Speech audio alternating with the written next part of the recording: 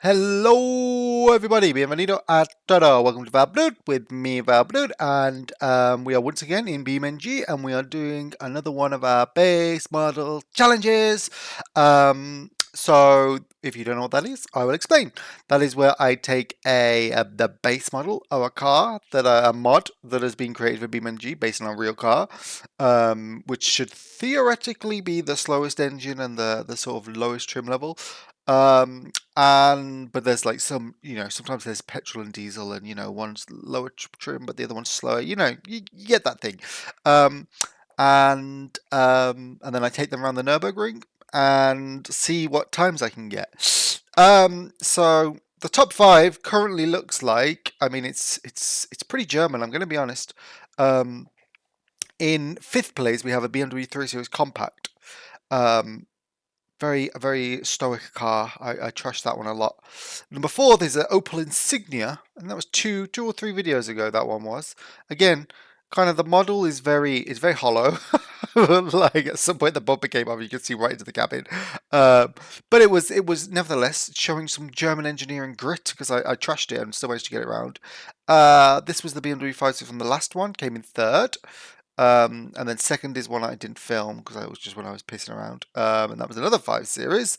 And the number one is also a 5 Series. So you can see it's very much German, and it's almost all BMWs. So now, in theory, I would want to look at number 6 is a Mercedes. But number 7 is a Peugeot, and it's a VAT.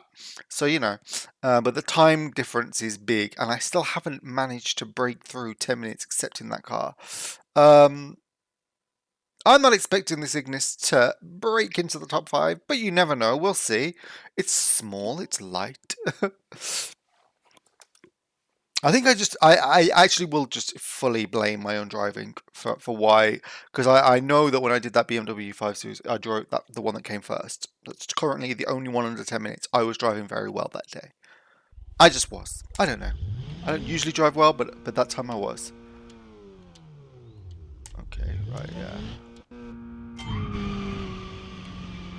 Oh, I've always found these like really weird cars to see. I did almost buy a Suzuki, but it was a Baleno, which is significantly bigger than this. But I never understood this, because the Swift is very small. It's super mini, but it's actually really small, and like almost more like, say, like sub super mini, whatever you call those cars, city car like.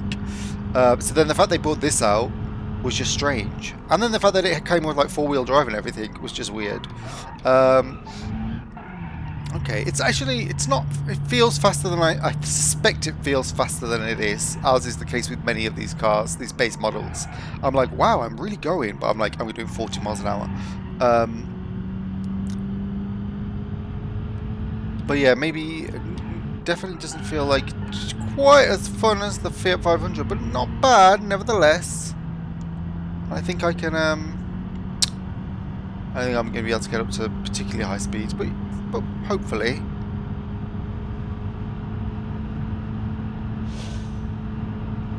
Yes, stop at about 140 kilometers. I would like to see a car with wheels this small going 140 miles an hour. That'd be bloody terrifying.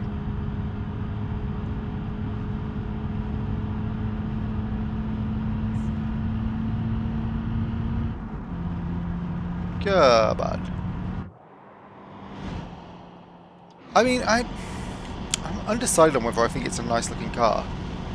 I think it's an interesting looking car. I'm not just saying that to be shady and like, oh, it's disgusting. I don't think it's disgusting. Like, I mean, I find a lot of BMWs to be disgusting. I think they have terrible proportions. Toyota RAV4, I think it's disgusting. I think it's terrible proportions. This, I think the proportions are a little bit quirky. Like, it's very clearly like has that kind of, you know what it reminds me of? A Reliant Kitten. anyone knows what that is, like a car from, I think it's from the 70s. I think it was made of fiberglass as well. If you know what a real like Robin or Regal is, which is like three-wheel cars that they made in the UK in the 70s. Well, actually, right from after the war, actually. Then they started making some four-wheel versions of their cars. This is what it reminds. This is that car. This is what it reminds me of. I need something to do with that back window. I don't know what it is about it.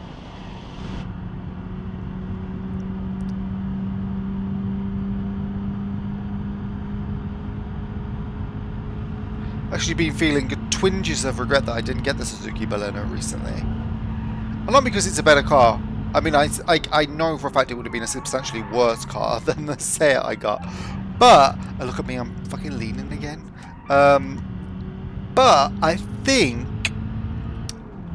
think it's just the idea that it would be a much less ubiquitous car. Seat Aronas are, especially in Spain, they're 10 a penny. You see them everywhere. I literally see at least, like, for the past week, I've seen like at least one a day that's exactly the same colour as mine. I saw one today that was like the same trim level, same wheels, everything. I literally was like, oh, has my car been stolen? I actually saw another one, but it was the pre-facelift version, so I didn't feel like it had been stolen. But yeah, like in Suzuki Balenos, you don't see them very often. And I was like, oh, it would have been a lot cheaper, but it was also an older car. But then it also had, because it was a dual or mild hybrid, it was a cheaper, it would have been cheaper car tax. Not that car tax is expensive in Spain. It's like 25 euros a year.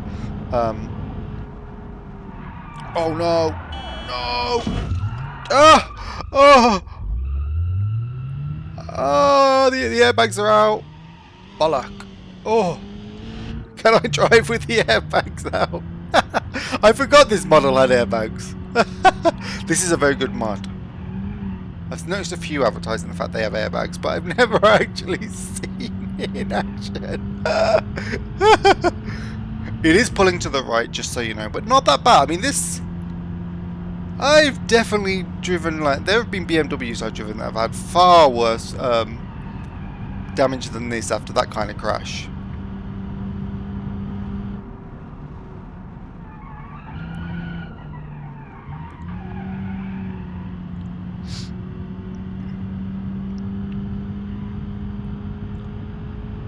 Can't see what I can't see my speed at all now, but I'm pretty sure, given that it's only 5 minutes, I'm nowhere near halfway around yet. So I'm guessing this is going to be a 11+ minute run.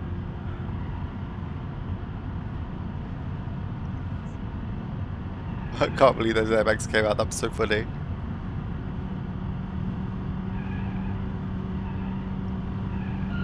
I felt that like as well. I felt like, oh my god, I've been in a car crash.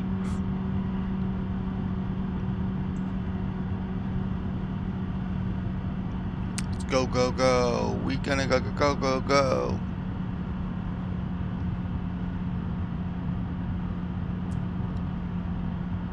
I think this is the point of the track where you lose time if you don't have a powerful car. Because you're going uphill constantly, like, very consistently, and you can feel the engine just sort of like revving out.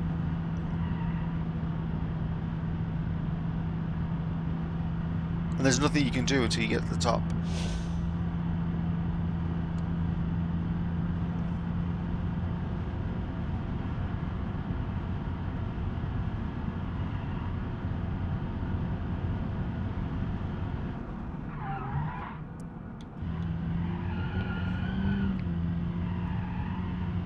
Come on. Come on, Arlene. Oh, God.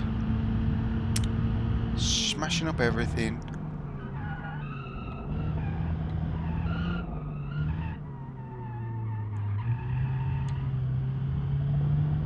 Oh, there. Vamos, vamos, vamos. Do have a road trip coming up. Actually, I'm going to Granada from Madrid, so it's not like I'm driving across Europe, but still about 4 or 5 hours. And I just recently discovered the full autonomous driving button in my car, because I've been using the cruise control to maintain distance with the car in front, but not the steering I only have that on as an assistance, but you can turn it on so that it will take turns for like, well, on the motorway, it will like keep you in the lines and drive you around corners. I've only tried it twice, and I'm absolutely bloody terrified. I actually feel more worn out with it on, but I'm hoping that I can give it a chance on this run to Granada, because the roads will hopefully be very straight for a very long time, so I really won't have to be so panicked.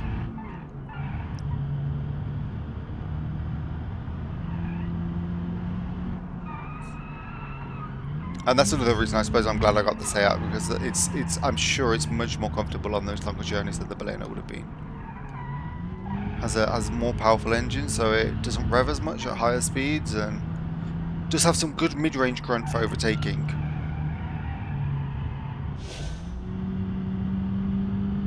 I'm like driving, like looking over the airbag.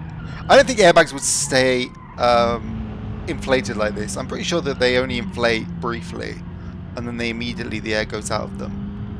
Sometimes if you see dashcam videos, you can see people coming out of the car and they're like coughing, because like the compressed oxygen that like releases like has like powder filaments in it, and like you can tell people are like coughing out the powder that came out when it exploded.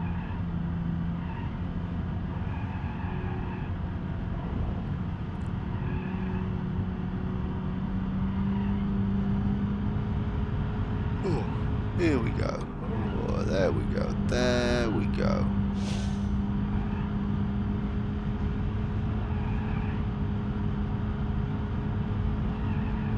Goodness me, are we already at the final turn?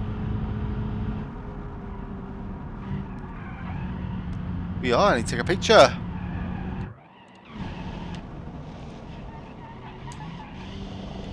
Oh, bad damage. But if I get the picture from this side, I think it'll look fine. There we go. Ooh, yes, it looks very nice there. Oh, doesn't it? Okay, that's better.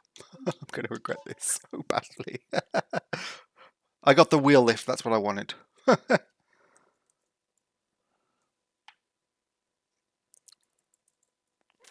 Well, I'm happy with that. Oh, my one mouse has gone to sleep. Oh, but I am happy with this.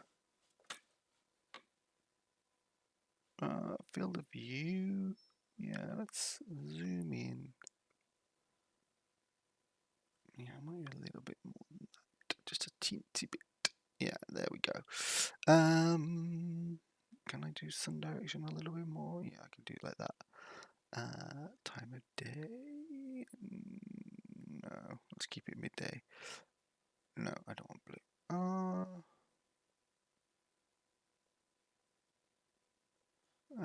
Well. Depth of field. Dun, dun, dun, near blur, far blur. Camera speed. Aperture. Focus distance. Yeah.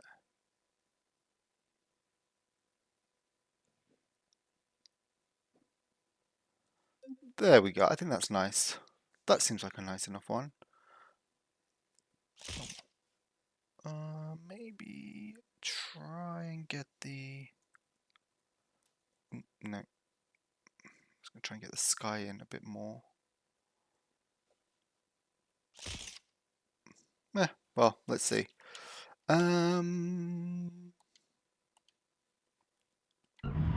Okay, not too bad. Okay, so I'm 9.5 minutes round. Okay. Okay, but it's going to take me at least 90 seconds to get down the straight in this car, because I ain't getting faster than... I don't think I'm going to get more than 120 kilometers with the damage. Because once again, it's pulling off to the right, so I have to hold the steering wheel slightly over to keep it straight, and that's going to create friction on the wheels. It's going to slow me down.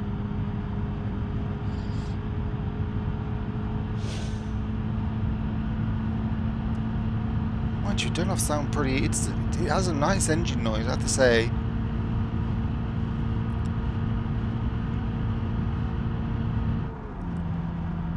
Oh, there was another gear. What the hell? You bloody kept me waiting for that.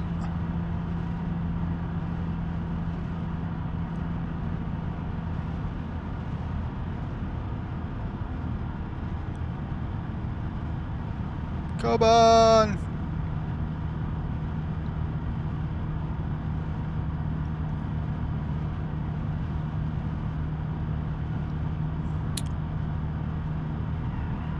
Ooh.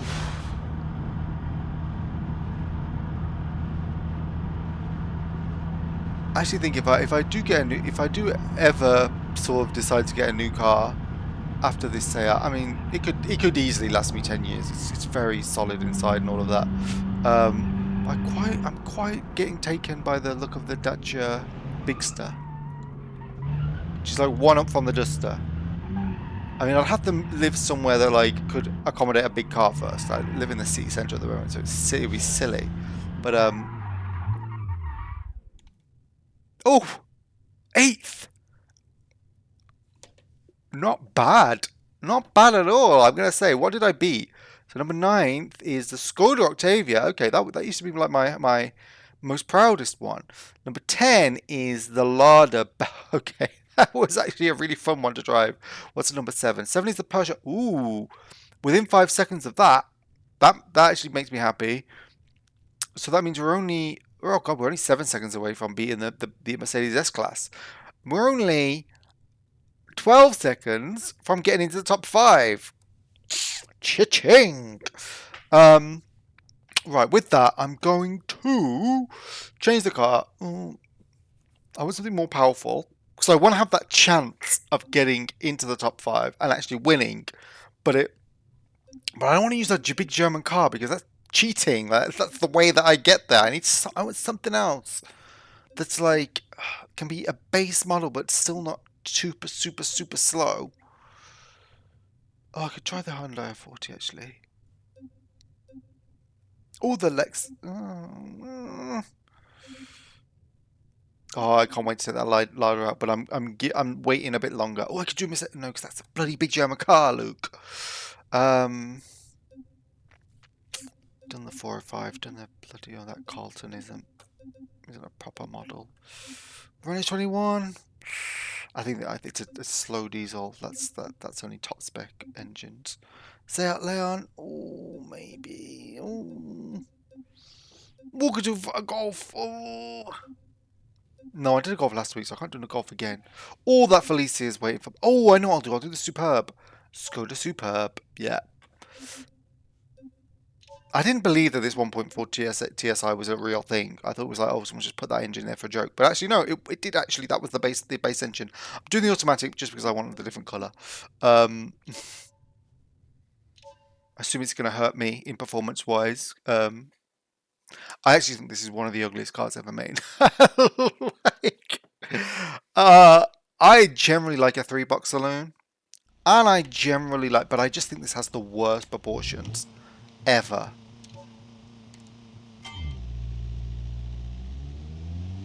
Wow. I mean, that's some turbo lag right there. And that's 0 to 60 in like...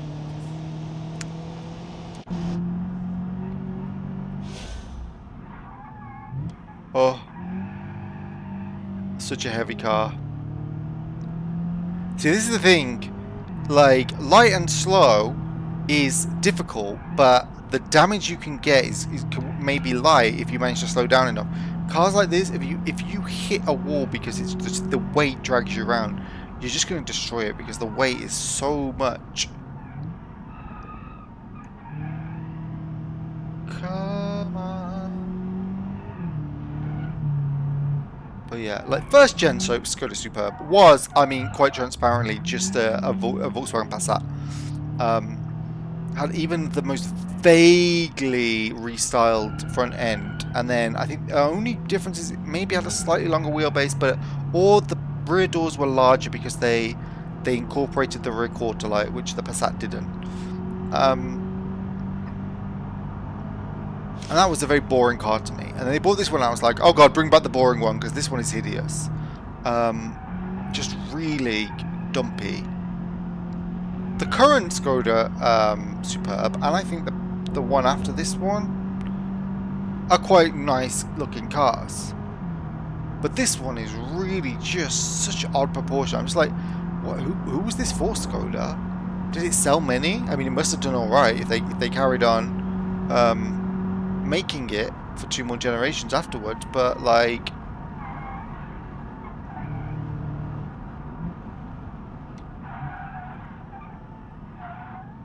oof. Okay. Oh, fucking hell, so close. Oh, off the ball. Off the ball. This is going to be an interesting one. Because this 1.4 is tuned up quite a lot. And it's weighty, so it comes down the hills quite alright. So I might be able to pick up speed on the straights. It kind of matters that it's important that I don't smash the car in the corners though.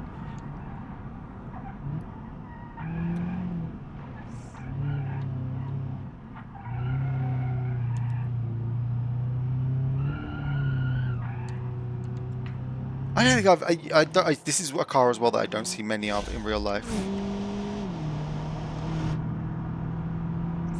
Did they do an estate version of this? I'm sure I've seen estate versions. Which are slightly less ugly, only because an estate boot kind of... Estates generally, like if you've got a saloon that looks dumpy and weird, usually the estate version looks nicer because it just balances out the dumpiness. Like the Austin Montego was like that.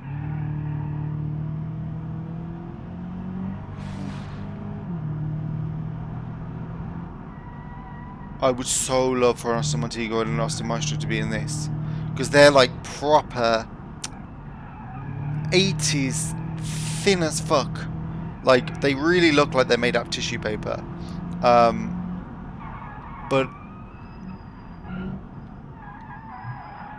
But you could get the MG versions that would go like the absolute... Oh, what's that whistling sound? I hope that's coming from the game and I'm not like... There's not like a haunted ghost whistling at me. No, it's something to do with the steering. Oh, shit.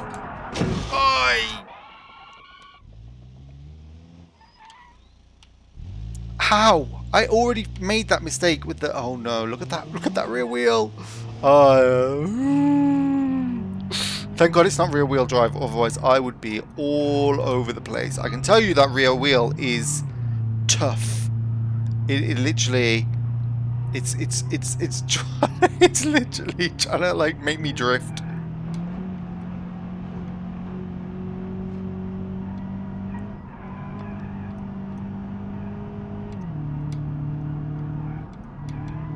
Oh!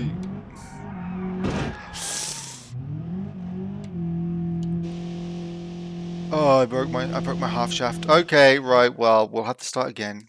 I get 3 restarts. That was going so well, and I crashed into exactly the same place I did with the Ignis. Luke, just learn to go. Yeah.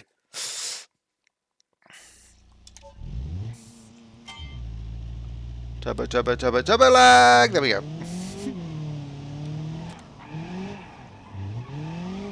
Damn, I can't believe I screwed that up. That was going really well. If I'd have got round then without crashing, I reckon I could have got into the top 5 easily. Still, I was talking about bloody MG Montego. Ugh, British Leyland, responsible for everything. It wasn't British Leyland by that point. It was. Oh no, it was still. What was it? I'm trying to think. What was it called? It was called British Leyland. And then was it called Austin? No, I think it was called Austin Rover by that point. And then it was called the Rover Group. And then MG Rover. Yeah. And now I don't know what it's called because it's owned by a Chinese company. Psych. But you still see MGs nowadays. I actually gasped the first time I saw one at the modern ones. Because when I was in the UK, they did bring them back in the UK about well, no, actually, maybe even like 5-6 years before they brought them back in Europe. So like the MG6 I think was the first one, and then the MG3 first gen, they never sold that on mainland Europe, I don't think. I've seen them in Australia and in the UK, but I've never seen any in mainland Europe. And then they did the ZS, and that's the first one I started seeing. I was like, oh. And then they did the what's the other one called? Maybe that is no right. There's two off-roader types that I'm thinking of. One's called the ZS, and one's called like the ZT or something maybe. Or maybe it has a completely different name. And then there's the MG4 family hatchback, which I remember getting pretty good reviews. Wouldn't mind trying one of them out, renting it. Wouldn't get an electric car yet, but I quite like the look of them. And now I think they just released the new MG ZS. It's like a replacement for the first gen one. Oh, and there's also an MG5, is it? That's like, I think in Europe it's only sold as the estate version, but it's like an electric car. Very, like, sort of ungainly, but like a practical Dacia-like car, but electric. And I think in China and maybe other parts of the world they sell the saloon version of it. But yeah, I mean, considering what I never thought we'd ever hear those brands again. And now MG's back. Oh, and there's also the little Cyberster, or whatever they call it, little two-seater that they make.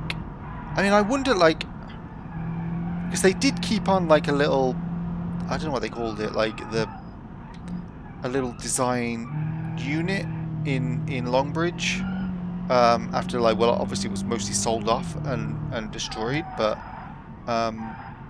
they kept bits open because I think the MGs that they imported, and maybe still to this day, go through that factory to like get sort of finishing touches and stuff.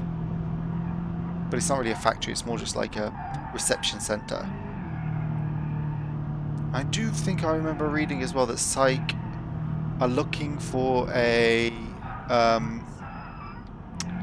European location where they can build cars to get around tariffs.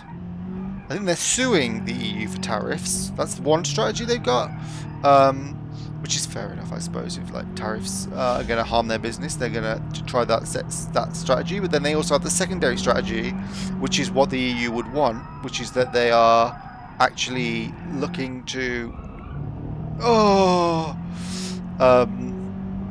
build a factory here so that their cars can go via that, and then they don't have tariffs.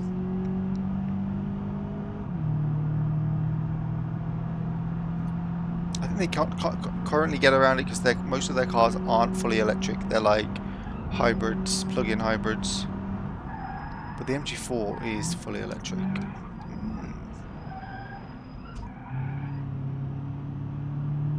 But yeah, I mean, it really, considering 3 years ago, I don't think I'd ever seen an MG that wasn't like a battered old MG ZS.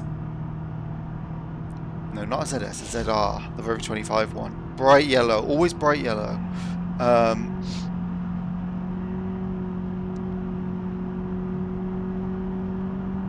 Or like an old MGF Roadster. And now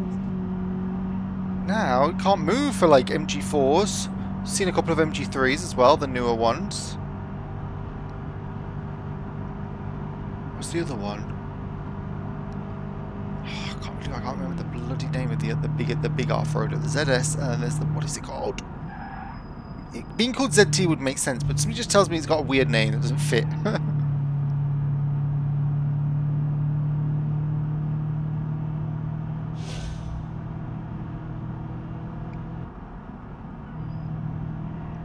That squeaking sound this car is making. Whoever did the sounds for this is brilliant.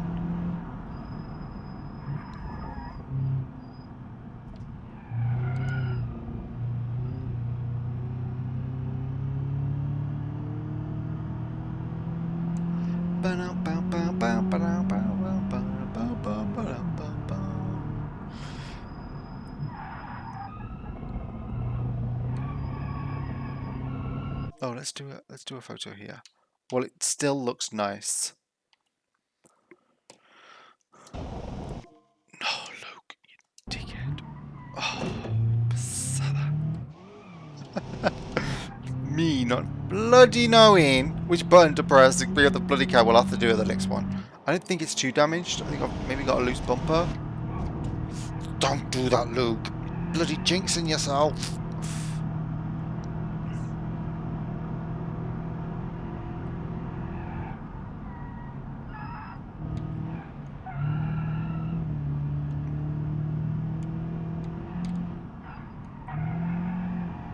Is that like steering squeak or turbo squeak? No, I think it's something to do with the brakes because it's no, it's not.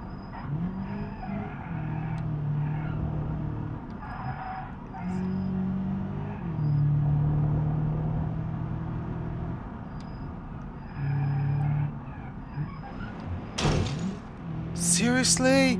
That is not fair. I did nothing. What the frig? What the frig?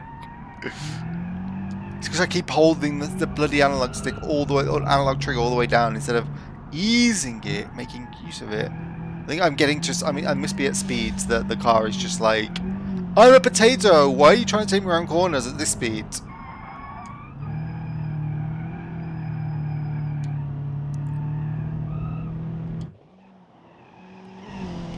Oh, oh! I don't want to look at that wheel. It looks so bad.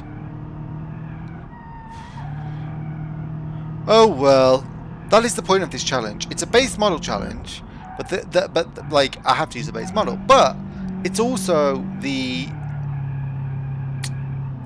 challenge is like not crashing and then hobbling your time because because the way the physics in this game work, if you damage your car in a certain way, it just slows it down.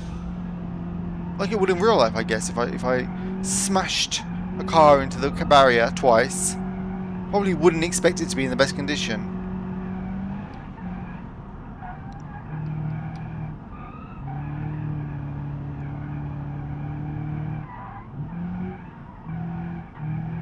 But I need to remind myself not to press the unpause button when I'm looking for the camera button.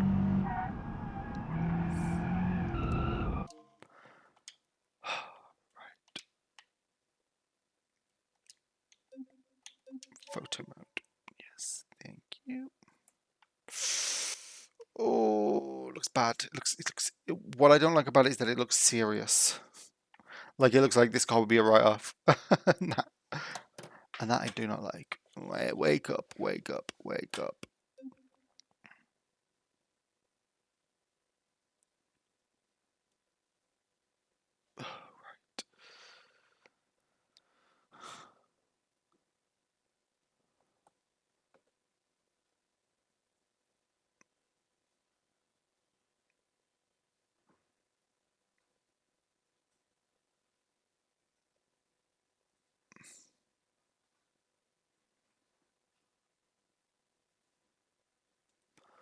There we go. I think that's just about it. Yeah. Oh, that looks nice. That looks very moody. There we go. Okay. I should customarily get 2, even though it's digital. Okay, yeah, the bonnet is screwed. Those wheels are screwed. Oh, I managed to make an ugly car look even uglier.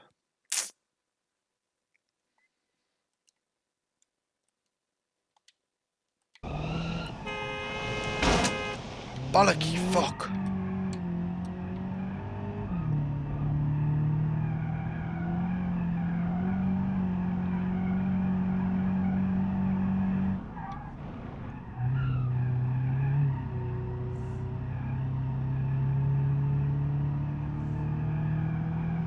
Come on, come on, come on.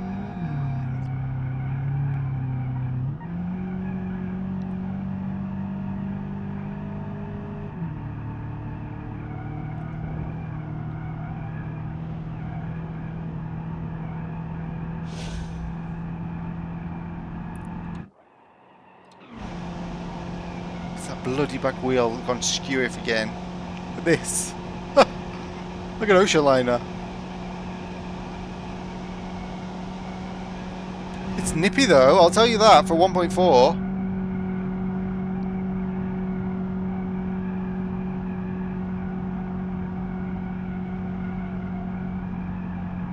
Bloody hell. I'm not going to beat 10 minutes, but I might come close. I'll definitely beat. I probably would have beaten 10 minutes if I hadn't smashed it up. Oh, this is what I'm going to want to do again. So close, yet so far.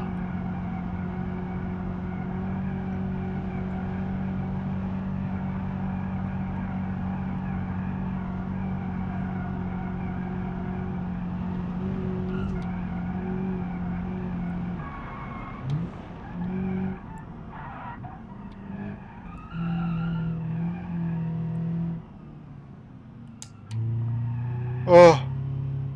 Oh. Oh. It's losing. It's losing power.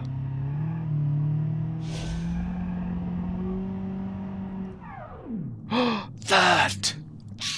That means I beat a 5 Series. Okay, I beat the older 5 Series. I beat the Insignia. I beat the 3 Series. I beat the S-Class. And I was only 2 seconds behind the other 5 Series. Get in! And those two 5 Series, I didn't crash. I drove through them quite carefully. And this one I trashed. And it, this Skoda, it may be ugly as fuck. But you know, I'm actually thinking, good for this car. Well, I'm shocked. I don't know what to say. That means the top 5 is now Insignia in number 5. 5 Series E34, early 90s, well, late 80s, early 90s 5 Series.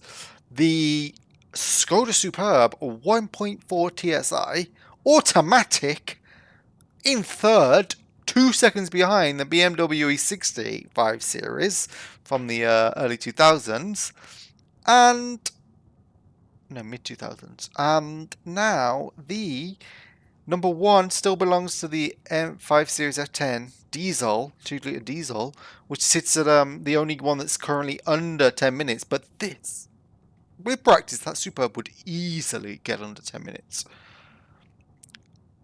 Well, I'm stunned. I'm Scott. I mean, I've got a Skoda to beat BMWs and Mercedes. An Opel, I mean, yeah, but like, oof. This makes me think that with the Passat I can get, I've got a 1.8 Passat as well. That makes me think I could possibly get beneath, I could get underneath 10 minutes with that as well. If I drive it properly, which I won't do, because you've seen me drive. I'm terrible. But you know, it's got my mind ticking. I didn't think I was going to do well with that one. I'm happy. Let's end this on a good note.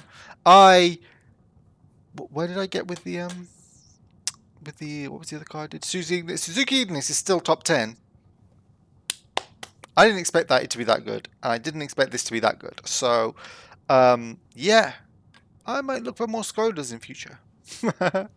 Anyway, thank you for watching.